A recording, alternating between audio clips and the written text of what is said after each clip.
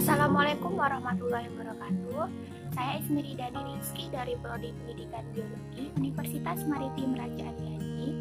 Nah, pada kesempatan kali ini saya akan menjelaskan sedikit tentang sitoskeleton. Nah, mungkin bagi teman-teman belum ada yang pernah mendengar apa itu sitoskeleton ya, atau mungkin jarang mendengar istilah dari sitoskeleton tersebut. Nah, maka dari itu tonton video ini sampai habis ya. Nah, langsung saja hari ini kita akan membahas tentang apa itu sitoskeleton. Nah, materi yang akan dibahas itu yang pertama pengertian dari sitoskeleton mulai dari struktur dan juga letaknya. Lalu yang kedua ada komponen dari sitoskeleton. Yang pertama ada mikrotubulus, lalu ada mikrofilamen dan filamen intermediat. Dan yang ketiga itu ada peran atau fungsi dari sitoskeleton tersebut. Nah, selanjutnya ada kita masuk dari apa itu sitoskeleton. Nah, sitoskeleton ini dianalogikan sebagai rangka bangunan. Nah, ketika kita ingin membuat suatu rumah atau bangunan, maka terlebih dahulu kita harus membuat rangkanya dulu. Nah, kenapa sitoskeleton diumpamakan atau dianalogikan sebagai rangka bangunan? Nah, kita lihat video berikut ini ya. Nah, di situ ada gambar analogi sel eukariotik, di mana ada badan Golgi, mitokondria, dan lain-lain. Pada nomor 7 itu ditunjukkan sitoskeleton, yang merupakan kerangka sel atau berkas-berkas protein yang menyusun sitoplasma dalam eukariota. Jadi, sitoskeleton ini memberikan dukungan mekanis pada sel dalam mempertahankan bentuknya. Sitoskeleton juga terlibat dalam beberapa jenis motoritas atau gerak. Pertama, kita akan membahas tentang pengertian dari sitoskeleton itu. Sitoskeleton adalah khas untuk sel eukariotik, merupakan struktur tiga dinamik yang mengisi sitoplasma. Nah, struktur ini berfungsi sebagai otot dan rangka untuk pergerakan dan stabilitas. Fiber atau serabut panjang dari sitoskeleton merupakan subunit polimer. Komponen utamanya berupa mikrofilamen, mikrotubul, dan filamen intermediat. Nah, selanjutnya ada peran dari sitoskeleton itu sendiri. Yang pertama, peran sebagai penyokong, di mana fungsi utama sitoskeleton ini yang terlihat adalah memberikan sokongan mekanis kepada sel dan mempertahankan bentuk sel.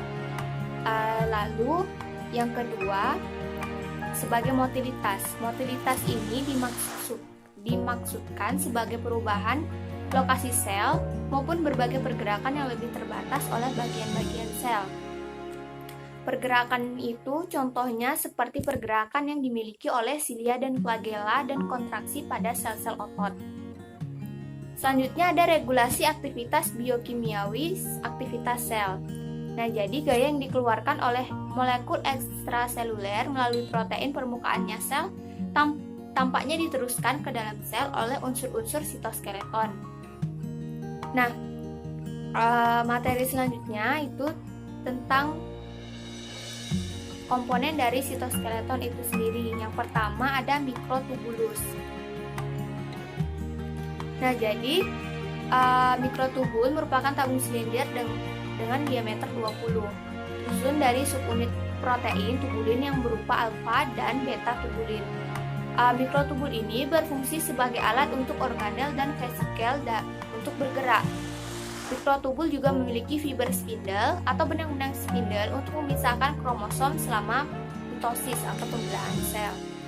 Nah, bisa dilihat itu merupakan bentuk dari mikrotubul. Pembentukan dari mikrotubul. Bentuk double dan triple protofilamen. Selanjutnya itu ada gambar mikrotubulus dalam struktur 3 dimensi. Jika kita lihat dalam 3 dimensi, begitulah bentuk dari mikrotubulus itu. Selanjutnya komponen dari sitoskeleton adalah mikrofilamen. Nah, mikrofilamen ini adalah batang berdiameter sekitar 7 nanometer. Mikrofilamen ini sangat kecil bentuknya, fiber protein berdiameter 3-6 nanometer. Mikrofilamen mayoritas terdiri dari protein kontraktil yang disebut aktin. Nah, untuk gambar yang A itu merupakan gambar perpanjangan dari mikrofilamen dan yang B adalah molekul aktin. Nah, filamen aktin ini pertama kali ditemui di otot rangka, di mana aktin filamen meluncur sepanjang filamen protein yang disebut miosin, membuat sel berkontraksi. Pada sel selain sel otot, filamen aktin kurang dan miosin hampir tidak ada. Jadi, ini hanya ada pada sel otot saja. Nah, filamen aktin dibuat dari protein aktin yang identik menjadi rantai spinal yang panjang. Pada banyak tipe sel, jaringan filamen aktin ditemukan di bawah korteks sel yang berasosiasi dengan protein asosiasi membran, menjadikan sehingga mensupport dan menguatkan membran plasma. Nah, selanjutnya pada gambar itu merupakan beberapa contoh filamen aktin pada sel. Nah, yang gambar A itu merupakan mikrofili, yang B itu serat kontraktil pada sitoplasma, yang C itu kaki semu pada pergerakan amoeboid, dan yang D cincin kontraktil selama proses pembelahan sel.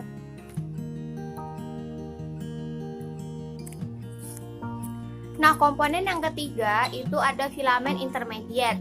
Nah, filamen intermediate ini dinamai sedemikian rupa karena diameternya itu lebih kurang 8-12 nanometer, lebih besar daripada mikrofilamen dan lebih kecil daripada mikrotubulus.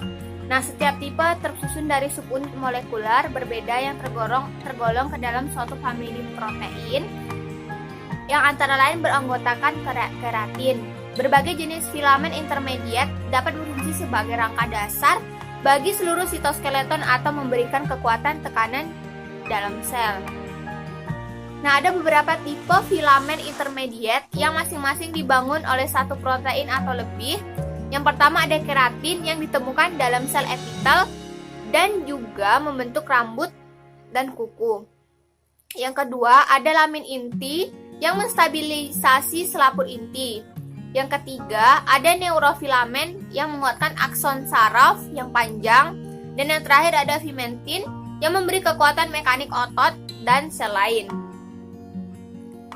Nah, di situ dapat kita lihat bentuk dari filamen intermediate. Nah, gambar dari filamen intermediate. Nah, fil intermediate memiliki panjang yang bervariasi. Strukturnya terdiri atas protein alpha helix berserat yang seperti tali atau kabel terpilin. Bisa dilihat yang sebelah kiri tersusun berupa dimer atau tetramer yang memiliki sifat dinamis yang lebih rendah dibanding dua lainnya. Nah, untuk gambar yang A itu filamen intermediate dengan komponen penyusun. Sedangkan gambar yang B contoh fil intermediate pada sambungan antar sel. Nah, selanjutnya ada fungsi atau peranan dari sitoskeleton. Nah, seperti yang sudah dikatakan dari awal, sitoskeleton itu mempunyai fungsi utama sebagai rangka,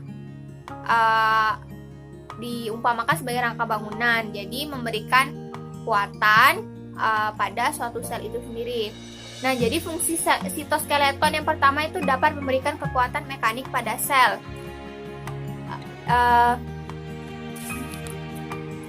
Lalu yang kedua berfungsi sebagai kerangka sel.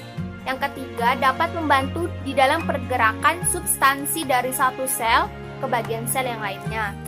Lalu yang keempat, sitoskeleton menjaga bentuk sel khususnya pada binatang dengan desain arsitekturalnya dan sebagai tempat berlabuh bagi organel di dalam sitosol. Lalu yang kelima, sitoskeleton bertanggung jawab untuk pergerakan sel dan pergerakan eksternal seperti pergerakan amoeboid dari sel darah putih dan migrasi sel selama perkembangan. Yang keenam, sitoskeleton bertanggung jawab dalam motilitas di dalam sel, seperti kontraksi otot dan siklosis, pergerakan internal dari sitoplasma. Lalu yang terakhir, sitoskeleton juga berperan dalam pembelahan sel.